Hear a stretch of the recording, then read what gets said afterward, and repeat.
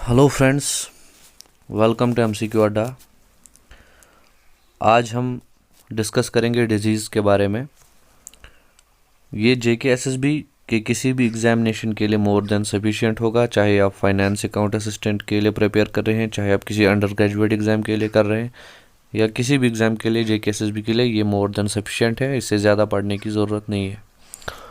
आगे बढ़ने से पहले रिक्वेस्ट यही है, अगर आप चैनल पर नए हैं तो चैनल को ज़रूर सब्सक्राइब कीजिए, वीडियो लेक्चर को लाइक कीजिए अगर अच्छा लगे, और कमेंट में ज़रूर बोलिए कि हमारे लेक्चर्स आपको कैसे लग रहे हैं।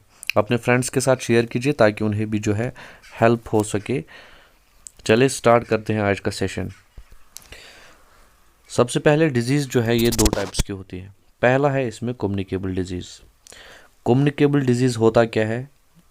ये होता है जब पैथोजेंस जो है वो कॉज करे डिजीज़। पैथोजेंस मतलब चाहे वायरस हो, चाहे फंगी हो, चाहे बैक्टीरिया हो, या बहुत सारे और भी हैं, प्रोटोजोआ है, ठीक, या माइकोप्लाज्मा है। तो बहुत सारे ऐसे जो पैथोजेंस हैं वो जो है कम्युनिकेबल डिजीज़ का कॉज होते हैं, ठीक है। कम्युनिकेबल डिजीज़ होते क्या हैं? ये ट्रांसफरेबल डिजीज़ है, इन्फेक्शियस डिजीज़ है, ठीक। और इन्फेक्शियस डिजीज़ जो है ये दो टाइप की हो सकती है। एक है कंटेजियस, मतलब डायरेक्ट कांटेक्ट से, या नॉन कंटेजियस। नॉन कंटेजियस मतलब इसमें एक मीडियम होता है, चाहे वाटर हो, चाहे फूड हो, चाहे एयर हो। सो ये एजेंट्स जो होते हैं या पैथोजेंस ये बॉडी में एंटर होते हैं, उसके बाद ये अपना एक इंक्यूबेशन पीरियड कंप्लीट करते हैं और उसके बाद आपको सिम्टम्स दिख जाते हैं डिजीज़ के, ठीक। कम्युनिकेबल डिजीज़ जो है ये होती है एक्यूट। एक्यूट मतलब क्विक सिम्टम्स, टाइम नहीं लगता सिम्टम जो है आपको अगर अगर एजेंट जो है आपकी बॉडी में एंटर हुआ है, चाहे डायरेक्ट चाहे इनडायरेक्ट जैसे भी, तो आपको 2-3 दिन में जो है सिम्टम्स दिखना स्टार्ट हो जाएंगे। मे बी सीजनल हो सकता है, जैसे कि मलेरिया का एक अपना सीज़न आता है ना, मॉस्किटो पे डिपेंड होता है। सो ये कभी कभी सीजनल्स में जो है ज़्यादा हो जाती है। नो इनहेरिटेंस मतलब इसमें इनहेरिटेंस का कोई रोल नहीं है कि अगर आपके दादा परदादा को जो है मलेरिया है तो फिर आपको भी होगा, नहीं, इसमें कोई ऐसा कोई सिस्टम नहीं है, ठीक है। कॉमनली ज़्यादातर है ये रेस्पिरेटरी, थ्रो रेस्पिरेटरी ट्रैक जो है ये इफ़ेक्ट करती है। लेस सीवियर है, मतलब इसमें ज़्यादा खतरा नहीं होता है, शॉर्ट टर्म के लिए होती है, और मेनली जो है हर कोई क्योर हो जाती है एक्सेप्ट HIV, ठीक है। HIV का भी वैसा कुछ जो है नहीं आया है कि वैक्सीन जिससे कि वो उसको हम बोल सकते हैं कि ये क्योरेबल है, ठीक। नेचर ऑफ पैथोजेंस जो है उस पे हमने इसकी एक क्लासिफिकेशन की है जो कि 9 टाइप्स की होती है, ठीक है। सबसे पहले है वायरल, जो कि वायरसेस करते हैं, हेलमिंथिक, रिकेट्सियल, माइकोप्लाज्मल, फंगल, क्लैमिडियल, बैक्टीरियल, स्पाइरोकीटल और प्रोटोजोन। सो ये है 9 टाइप्स जो कि डिपेंड करते हैं upon nature of pathogen. Different pathogens हैं ये। सो चलिए अब हम इनको एक एक करके डिस्कस करते हैं, ठीक है। सबसे पहले है वायरल। वायरल मतलब जो वायरसेस से होती है। इसमें सबसे पहले डिजीज़ आती है पोलियो, या जिसको हम पोलियो माइलिटीज़ बोलते हैं। ये एक इन्फेंटाइल पैरालिसिस होता है। वायरस जो है इसके पीछे वो है एंटर वायरस, या जिसको हम पोलियो वायरस बोलते हैं। इसमें मेनली इन्फ्लेमेशन होता है नर्वस सिस्टम का, ठीक है। इसके बाद है रेबीज़। रेबीज़ आपको पता ही होगा, कुत्ते के काटने से होता है। हाइड्रोफोबिया भी इसको बोलते हैं, कि हाइड्रोफोबिया होता है डर। हाइड्रोफोबिया मीन्स पानी का डर, पानी से फिर इसको अलग सा डर लगता है। और इसके पीछे जो वायरस है वो है रेबीज़ वायरस, ठीक। वायरल हेपेटाइटिस है और एक, जिसको हम जॉन्डिस भी बोलते हैं। इसमें बहुत सारे टाइप्स है हेपेटाइटिस के, A है, B है, C है, D है, E है और G है। F नहीं है, ये चीज़ याद रखिएगा। कभी कभी एग्जामिनर जो है F डाल देता है, आप उसको टिक करके आओगे। सो ये ध्यान रखना है ये चीज़। वायरल डिजीज़ जो नेक्स्ट है वो है चिकनगुनिया। चिकनगुनिया होती है एडीज इजिप्टी मॉस्किटो से, और चिकनगुनिया वायरस जो है ये इसका एजेंट है। इसके बाद है डेंगू फीवर।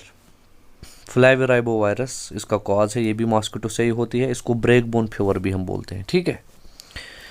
इसके बाद आता है कॉमन कोल्ड। कॉमन कोल्ड या जिसको हम रिनिटीज़ बोलते हैं, रिनिटीज़, राइट, ये भी राइनो वायरस से होता है।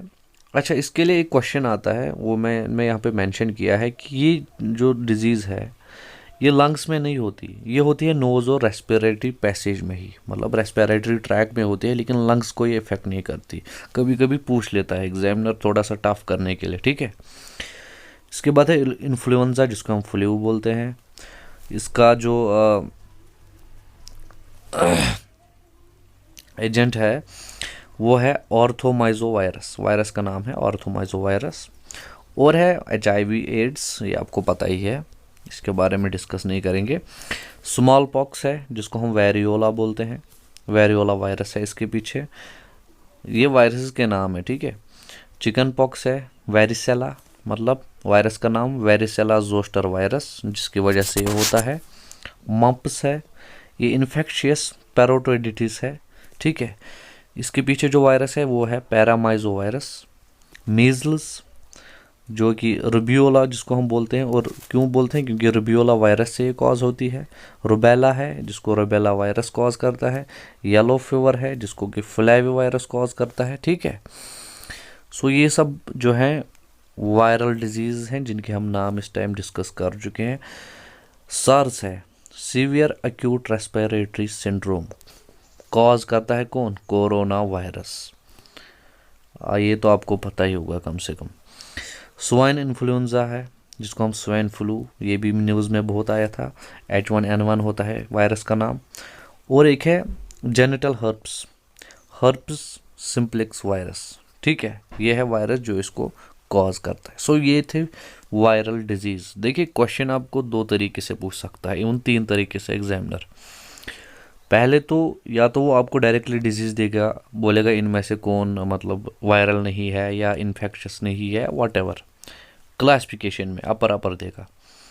दूसरा वो ये दे सकता है कि किसी डिजीज़ का नाम देगा, उसके जो है एजेंट का नाम पूछेंगे, ठीक है, एजेंट का नाम पूछेगा जो कॉज करता है, चाहे वो कोई वायरस हो या कोई बैक्टीरिया हो। दूसरा तो ये पूछ सकता है। तीसरा आपको ये पूछ सकता है कि डिजीज़ का भी नाम होता है ना, जैसे मीजल्स है इसको रिबियोला भी बोलते हैं, तो वो भी पूछ सकता है कि is also known as, right. So questions बहुत तरीके से बनते हैं इसमें। सो मैंने बिल्कुल डीपली ये एक्सप्लेन किया है, इससे बाहर तो कुछ होगा नहीं। रिकेट्सियल है और एक, ठीक, वायरस के बाद दूसरा टर्म जो है, दूसरी क्लासिफिकेशन है रिकेट्सियल। रिकेट्सियल जो करते हैं वो है रिकेट्सिया, ये एक इंट्रासेलुलर पैरासाइट्स होते हैं जो कि क्लोज है वायरसेस के। देखिए मे बी आप लोगों में से जो है बहुत सारों ने पहली बार ये नाम सुना होगा, क्योंकि आप जब पुरानी क्लासिफिकेशंस देखते हो उसमें ये इंक्लूड होता है वायरसेस में ही, ठीक है। अच्छा, अगर कुछ डिजीज़ की नाम करें जो रिकेट्सियल है, एक है रॉकी माउंटेन स्पॉटेड फीवर जिसको हम RFSF कहते हैं, ट्रेंच फीवर है, और एपिडेमिक टाइफस फीवर है, ठीक है। इसके बाद है माइकोप्लाज्मल। देखो माइकोप्लाज्मल जो है ये भी स्मॉल फ्री लिविंग ऑर्गेनिजम्स हैं, स्मॉलेस्ट हैं ये, ठीक है, ये भी पूछ सकता है एग्जामिनर। देखिए एग्जामिनर को कोई भरोसा नहीं होता। अच्छा, इसमें अगर हम एग्जाम्पल्स देखें, माइकोप्लाज्मा निमोनिया है, ब्रोंकिटिस है, और एक्यूट ल्यूकेमिया है, ये है माइकोप्लाज्मल डिजीजेस, ठीक। इसके बाद जब हम बात करते हैं क्लैमाइडियल की, देखिए क्लैमिडियल क्या है, ये पहले वायरस में इंक्लूड होता था, इनको अलग से क्लासिफाई नहीं करते थे, ठीक है। सो ये है बिटवीन आते हैं वायरसेस और बैक्टीरिया के। डिफरेंस इनमें और वायरसेस में सिर्फ इतना ही है कि इनका सेल वॉल होता है और DNA RNA होता है वेल डेवलप्ड, ठीक, ठीक है। ट्रैकोमा जो है एक एग्जाम्पल है क्लैमिडियल की। सो ये भी डिजीज कॉज करते हैं, ठीक है। इसके बाद है प्रोटोजोन। देखिए प्रोटोजोन में बहुत सारी डिजीज आती हैं। सबसे पहले है मलेरिया, प्लाज्मोडियम जो है इसका एजेंट है। मेनली ये जो प्लाज्मोडियम है ना, ये एनोफिलीस मॉस्किटो में एक साइकिल कंप्लीट करता है, एक करता है ह्यूमन बींग्स में। प्लाज्मोडियम के 4 स्पीशीज़ हैं जो कि ह्यूमन बींग्स में मलेरिया कॉज करते हैं। एक है प्लाज्मोडियम वाइवैक्स, एक है प्लाज्मोडियम फैल्सिपोरम, एक है प्लाज्मोडियम मलेरियाई, एक है प्लाज्मोडियम ओवेल। ठीक है, इसके बाद है एम्बियोसिस। एम्बियोसिस मतलब एंटेराइट्स या डाइसेंट्री, एम्बियोसिक डाइसेंट्री जिसको बोलते हैं। कॉज करता है प्रोटोजोआ जिसका नाम है एंटेमोबिया हिस्टोलिका। ठीक, इसके बाद है गियार्डियासिस। गियार्डियासिस जो है ये भी एक डायरिया ही है, और जो कॉज करता है उसका नाम है गियार्डिया इंटेस्टाइनलिसिस। ठीक, इसके बाद है ट्रिप्सैनोसिस। देखिए इनमें एक चीज़ है, जो ये डिजीज़ है ना, जो कि प्रोटोजोन डिजीज़ है, इनमें आप लास्ट में देखोगे सिस, IASIS, इयासिस, ये आप ट्रिक याद रख सकते हो। जैसे लिशमैनियासिस है जिसको हम काला आज़ार बोलते हैं या दमदम फीवर भी बोलते हैं। एजेंट कौन है? Leishmania, right, donovani. इसके बाद है ट्राइकोमोनियासिस जिसको हम वैजिनिटीज़ बोलते हैं या ल्यूकोरिया बोलते हैं। ये होता है कॉज ट्राइकोमोनस वैजिनिलियासिस में, जो है ये इसका एजेंट है, और एक सेक्सुअल डिजीज़ है। ठीक है, मेनली वुमेन्स में होती है। इसके बाद है बैलेंटियासिस। बैलेंटिडियासिस ये भी एक डाइसेंट्री ही है, और इसको कॉज करता है बैलेंटिडियम कोली। ठीक, इसके बाद आते हैं हेलमेंथिक। देखिए हेलमेंथिक डिजीज़ जो है ये फ्लैट वर्म्स और राउंड वर्म्स काज करती है। फ्लैट वर्म्स को हम बोलते हैं फ्लैट हेलमेंथिस, और राउंड वर्म्स को बोलते हैं हम निमाटोड्स। ठीक है, जो डिजीज़ फ्लैट हेलमेंथिस कॉज करती हैं वो है फैसिलियोपिसियासिस, ठीक है, काइटोसोमियासिस, टीनियासिस और हाइड्रेटेड डिजीज़। नीमाटोड्स जो हैं ये करती हैं एस्कैरियासिस, फिलेरियासिस, जिसको हम एल्फेंटियासिस भी बोलते हैं। ठीक, सो ये पूरा हो गया हेलमेंथिक। आपको ये नहीं अलग अलग से देखना, ये अलग है, लेकिन मैंने इनको थोड़ा सा क्लास पे यहाँ भी किया है। इसके बाद आते हैं फंगल।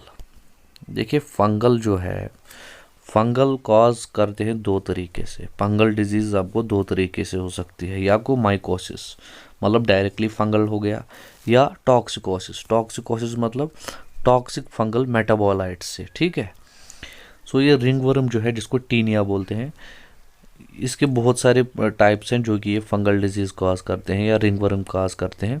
एक है ट्राइकोफाइटॉन, एक है एपिडर्मोफाइटॉन, एक है माइक्रोस्पोरम।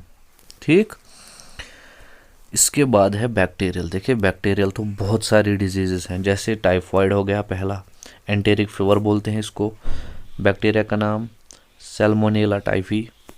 निमोनिया, बैक्टीरिया का नाम स्पेक्ट्रोकोकस निमोनिया। कॉलरा होता है, बैक्टीरिया का नाम विब्रियो कॉलरा। ट्यूबरकुलोसिस जिसको हम कोच डिजीज़ भी बोलते हैं, बैक्टीरिया जो है इसके पीछे उसका नाम है माइकोबैक्टीरियम ट्यूबरकुलोसिस। BCG इसके लिए वैक्सीन आता है, ये चीज़ भी याद रखिएगा। इसके बाद है डिप्थीरिया। डिप्थीरिया कॉज करता है कॉर्निबैक्टीरियम डिप्थीरिया, और इसके लिए टेस्ट कौन सा किया जाता है? शिक टेस्ट। ठीक है, इसके बाद है वूफिंग कफ जिसको हम परट्यूसिस भी बोलते हैं, कॉज करता है बॉर्डेटुला परट्यूसिस। ठीक, टेटनस है इसमें बैक्टीरियन डिजीज जिसको हम लॉक जॉ बोलते हैं, और ये कौन कॉज करता है? Clostridium tetani. ठीक है, टेटनस के वैक्सीन्स आते हैं अक्सर आयरन के साथ। अगर आपको कुछ स्क्रैच विक्रैच लग गया तो फिर बोलते हैं भाई टेटनस करवा लो।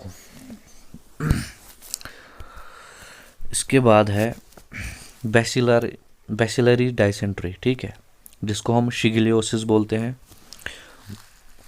कॉज करता है बैक्टीरिया जिसका नाम है शिगिला डाइसेंट्री। अंथ्राक्स है, बैसिलस एंथ्रासिस कॉज करता है। बिबोनिक प्लेग है जिसको हम ब्लैक डेथ भी बोलते हैं, कॉज करता है यर्सीनिया पेस्टिस। गुनोरिया है, कॉज करता है निसीरिया गुनोरिया, और ये सेक्सुअल ट्रांसमिटेड डिजीज़ है, ये भी याद रखिएगा। बोटुलिज्म है जिसको हम फूड पॉइजनिंग बोलते हैं, कॉज करता है क्लोस्ट्रिडियम बोटुलिनियम। ठीक है, कैनक्रॉइड है, जिसको कॉज करता है हीमोफिलिस डुक्री। स्कारलेट फीवर है जिसको कॉज करता है स्पेक्ट्रोकोकस पायरोजीन्स। सो ये हो गए बैक्टीरियल डिजीजेस और उनके एजेंट्स, ठीक। इसके बाद आता है लास्ट में एक स्पायरोकीटल। स्पायरोकीटल जो है इसमें एक ही एग्जांपल है, स्पाइलीज है। ये भी सेक्सुअल डिजीज है, याद रखिएगा। सेक्सुअल ट्रांसमिटेड डिजीज कॉज करता है इसको स्पायरोकीटल, जिसका नाम है ट्रेपोनीमा पैलिडियम, ठीक है, स्पायरोकीटीज है, ठीक। इसके बाद आते हैं नॉन कम्युनिकेबल डिजीज। देखिए नॉन कम्युनिकेबल डिजीज में आपको कुछ ज़्यादा पढ़ना नहीं है, लेकिन पता होना चाहिए कि ये नॉन इन्फेक्शियस है। ये किसी डेफिशिएंसी से हो सकते हैं, डिजेनरेटिव इशू ऑफ सेल्स हो सकते हैं, कैंसरस हो सकता है, किसी एलर्जिक से हो सकता है, ठीक है। ये लॉन्ग टाइम के लिए जो है बॉडी में रहते हैं। सीजनल तो ये बिल्कुल नहीं है, कभी भी हो सकते हैं। इनहेरिटेबल ये हैं, ठीक है। हेरिटेबल, देखिए हेरिटेबल का यहाँ पे ये मतलब है कि अगर आपकी जनरेशन में किसी को, फॉर एग्जांपल हम डायबिटीज़ की एग्जांपल लेंगे, तो आपको भी हो सकता है, ठीक है। मीन्स ये ट्रांसफ़र होते हैं from generation to generation. High severe तो इसीलिए है क्योंकि मेनली जो है इसमें कोई क्योर नहीं होता, कोई जनरल दवाई नहीं होती जिससे आपको बिल्कुल मतलब इससे जो है रिलीफ मिले, ठीक है। No specific cure. इसमें जो सबसे ज़्यादा वर्ल्ड में है वो है कार्डियोवैस्कुलर डिजीज़। कार्डियोवैस्कुलर डिजीज़ होती क्यों है? ब्लड प्रेशर की वजह से, ब्लड ग्लूकोज की वजह से, ब्लड लिपिड्स की वजह से या ओबेसिटी की वजह से। इसमें मेन दो चीज़ें हैं, हार्ट अटैक और स्ट्रोक। ये तो आपने सुना ही होगा, बहुत कॉमन है आजकल। दूसरी सबसे बड़ी बीमारी जो है नॉन कम्युनिकेबल में वो है कैंसर। कॉज होता है मेनली तंबाकू और अल्कोहल, ठीक।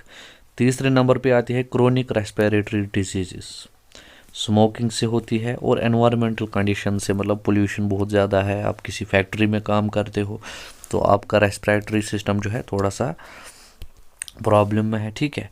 और इसके एग्जांपल्स अगर हम देखें, COPD, asthma, like cystic fibrosis, ये बहुत कॉमन क्रोनिक डिजीज़ हैं।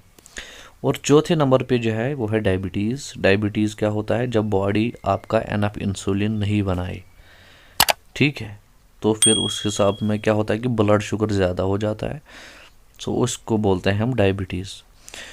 और ये है मेनली जो कि नॉन कम्युनिकेबल डिजीज़ हैं। इसमें आप बहुत सारे और ऐड कर सकते हैं, मेंटल हेल्थ कंडीशंस हो गई, इंजरीज़ हो गई कुछ, राइट, या कुछ भी ऐसा जो कि मतलब किसी एजेंट से ना हो, वो सब कुछ नॉन कम्युनिकेबल में ही आता है। अच्छा, लास्ट में एक पॉइंट मैं आप ऐड करना चाहूँगा यहाँ पे, जो कि एक तो मैंने आपको बोला साइफिलीज है, सेक्सुअल ट्रांसमिटेड डिजीज़। एक मैंने बोला गोनोकोकल, राइट। एक होता है क्लैमिडिया, मैंने शायद उस टाइम नहीं बोला आपको, ये भी जो है एसटीडीज़ में आती है। और एक है एचआईवी, ठीक है। So this is all about disease.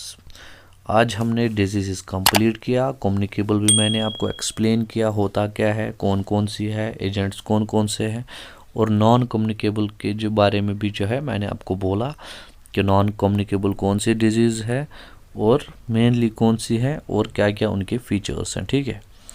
सो इससे बाहर आपके जेके एसएसबी में कुछ नहीं है। आप इतना भी अगर आपको याद रहता है वो मोर देन सफिशिएंट है, ठीक है। Even this is for the worst case, अगर पेपर डाले जेके एसएसबी उसमें भी जो है इससे बाहर कुछ नहीं है, ठीक है। इतना आप मैं श्योरिटी देता हूँ, आप सेटिस्फाई रहिए। चलिए, लास्ट में फिर से रिक्वेस्ट यही है, वीडियो लेक्चर अगर अच्छा लगा हो तो लाइक ज़रूर कीजिएगा, हमें मोटिवेशन मिलती है। और पहली बार आए हैं तो चैनल को सब्सक्राइब ज़रूर कीजिए और अपने फ्रेंड्स के साथ भी शेयर कीजिए ताकि उन्हें भी हेल्प हो। आप किसी और की हेल्प करेंगे तो आपकी हेल्प ऊपर वाला करेगा, राइट। चलिए, थैंक यू वेरी मच।